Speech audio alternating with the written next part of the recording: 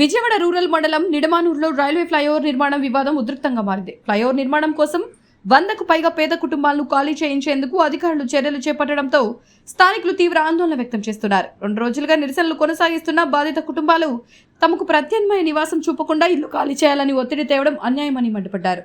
ఇళ్ల కూల్చివేత కోసం అధికారులు ప్రొక్లైన్లను తీసుకురావడంతో మహిళలు, వృద్ధులు, చిన్నారులు యంత్రాల ముందు కూర్చొని నిరసన తెలిపారు.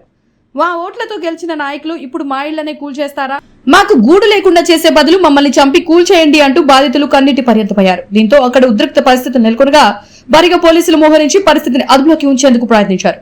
అధికారులు, స్థానికుల మధ్య చర్చలు కొనసాగుతున్నట్లు సమాచారం.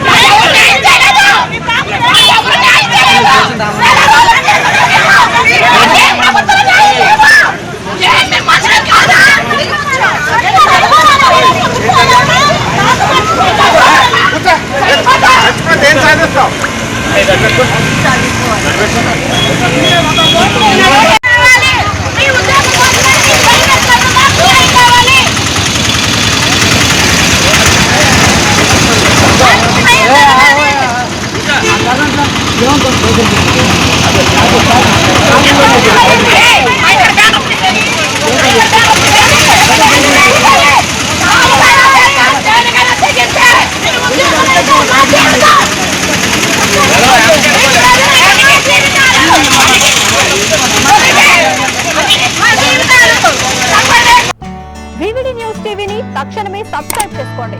నోటిఫికేషన్ కోసం బెల్ ఐకాన్ క్లిక్ చేయండి. మరిన్ని అప్డేట్స్ కోసం ప్రతి ఒక్క కుటుంబానికి ఉచిత ప్రకటనలు వచ్చే విధంగా మీకోసం మీ ముందుకు వివిడి న్యూస్ టీవీని ఏపీ ఫైబర్ నందు 99వ ఛానల్ మరియు యూట్యూబ్ నందు వీక్షించెదరు.